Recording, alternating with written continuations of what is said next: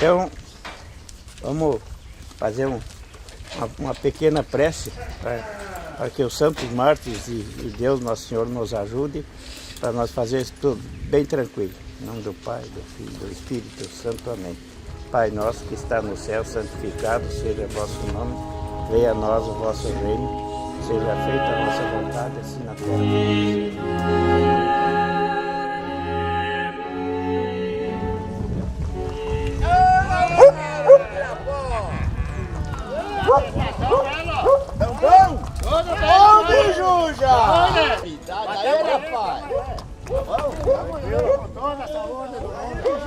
Ficou de vir um dia antes, papai.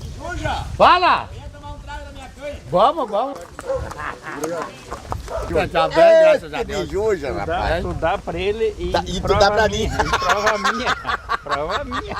Bom dia. Obrigado pela presença aí. Mas muito boa. Que coisa. Mas não. Bom dia. Vou paisano ali, ó, tomar um trago. Patrício. Sou Sérgio Venturini, professor de História, que para mim, Roque Gonzalez foi o padre jesuíta que melhor desempenhou essa função de conquistar novas almas, fundando várias reduções. Roque González, este criollo asunceno, que realmente tuvo una visión del territorio asombrosa para la época. Roque González recorrió y exploró, llegando hasta el río Arecutaí. 1618, logra avanzar la ruta o el camino que bordea la sierra del sur de Misiones por la zona de campo. El río Arecutaí o el arroyo Arecutaí, el arroyo que hoy lleva nombre, el arroyo Tunas en el sureste de Misiones. Donde logró bautizar al cacique Cuaracipú y con él a toda la parcialidad guaraní que lo seguía.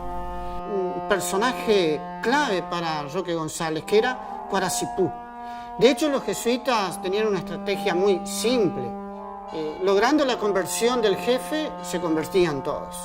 Es así como fundó, el 8 de diciembre de 1619, cercano al río Uruguay, la reducción de Nuestra Señora de la Limpia Concepción de Ibitiracuá.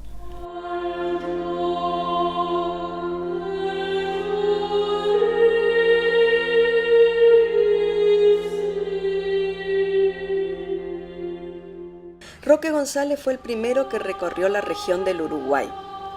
Él llegó y fundó el pueblo de Concepción. Seguramente también la primera palabra del Evangelio la habrá llevado Roque González a esta zona. Una región totalmente marginal de lo que era la ocupación hispano-portuguesa de esa época. En un lateral, frente a su plaza principal, se encuentra parte del cabildo. Se sostiene que ese sector hacia la derecha, el costado derecho de la plaza, donde se ubicaba un cabildo en un pueblo jesuítico.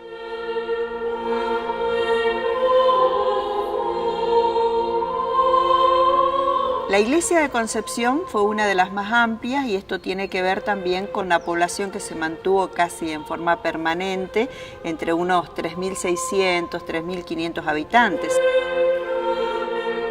La iglesia de Concepción, que es atribuida al hermano José Brazanelli. Justamente, Brazanelli trazó un plan de reforma barroca en base a esos datos que él tenía, de que los indígenas copian.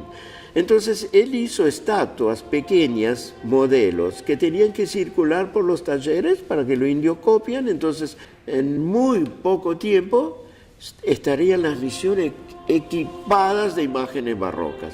Pero no prosperó eso, porque los guaraníes no querían copiar, introducen reformas, cambian algo, mejoran. Eran extraordinariamente talentosos. El oído extraordinario que tenían, como también tenían muchísima habilidad para las artes plásticas. De ahí es que podemos entender cómo en el siglo XVII ha surgido un arte autóctono, pero el estilo propio de los guaraníes es el estilo que hemos calificado estatua horcones. Y con esas imágenes chocó Brazanelli cuando quiso introducir la reforma barroca.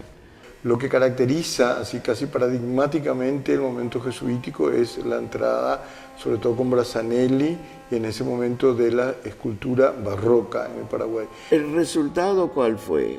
Por ejemplo, tenemos el caso de Concepción, la iglesia de Concepción. Él hizo una inmensa fachada con 6 hornacillas para poner sus imágenes barrocas que iban a ser la escuela de todos estos escultores. Si bien Brassanelli en el proyecto de la iglesia contempló espacios, son nichos, para la colocación de estatuas. Entonces, en lugar de poner sus imágenes barrocas, hoy sabemos que esas imágenes fueron talladas por los propios guaraníes y levantadas en ese templo. Que a los 15 años de estar Brassanelli enseñando barroco, los indios trabajaban con el sistema estatua horcón de barroco, no sacaron en limpio nada. Esas imágenes, horcones, llegaron a su mejor expresión en la patrona de Santa María de Fe. Tiene un proceso, yo diría, bastante largo de gestación, pero van apareciendo como reacomodos de esas estéticas. Con el tiempo se ve que en los talleres hubo un contacto y hubo intercambios, y los guaraníes aceptaron los pliegues barrocos, pero no aceptaban miradas al cielo de éxtasis barroco como los santos europeos. La mirada es fundamental. La cultura guaraní, sabemos que la madre cuando amamanta a su hijo lo tiene que mirar. Entonces esas vírgenes miraban. Al mirar, ejercían su maternidad sobre los guaraníes, porque en Santa María de Fe no hay una sola imagen con un santo mirando al cielo. Significa una resistencia. Además significa una conciencia de defender algo que era lo que llamaban ellos ñanderecó, nuestro modo de ser.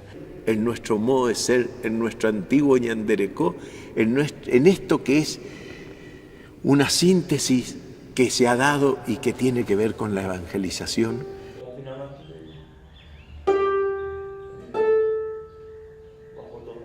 Eso era Concepción. Concepción queda muy lejos de Santa María de Fe, donde estaba el baluarte del estilo indígena. En ese trazado de la nueva colonia, se proyectó la colonia sobre el antiguo pueblo jesuítico. Este capitán Verón Astrada no aceptaba que los guaraníes se reunieran ahí a rezar, y entonces las hizo sacar con lazo, las enlazó y las volteó y se quebraron las cabezas. Pero algunas se salvaron y las pegaron, así es como en Luján.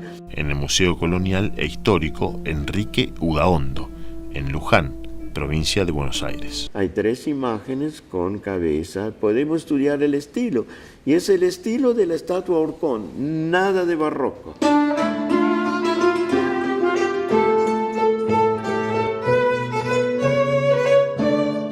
En la Casa de la Cultura están expuestos los restos líticos más relevantes de este conjunto jesuítico. Es la primera casa de material construida en Concepción de la familia Pernigotti, que hoy es un interesante centro de cultura. Esos restos arquitectónicos están protegidos en un lugar adecuado.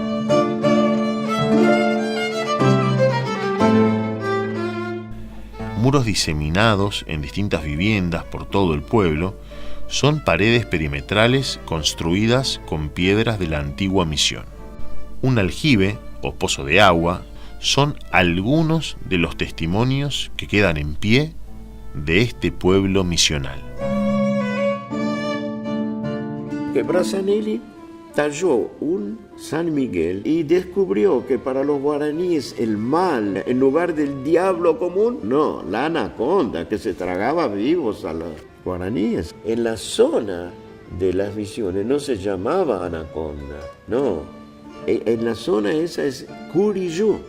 Pero Brassanelli, curiosamente, define claramente su postura. Se inclina en la cultura guaraní y se incluye una boa constrictora ahí. Eso no había en Europa. Ojalá pudiéramos juntar e hilvanar más las curubicas, los pedacitos, para ver si armamos este rompecabezas que en el fondo está armado en nuestro corazón, en nuestra alma, en lo que es nuestra identidad.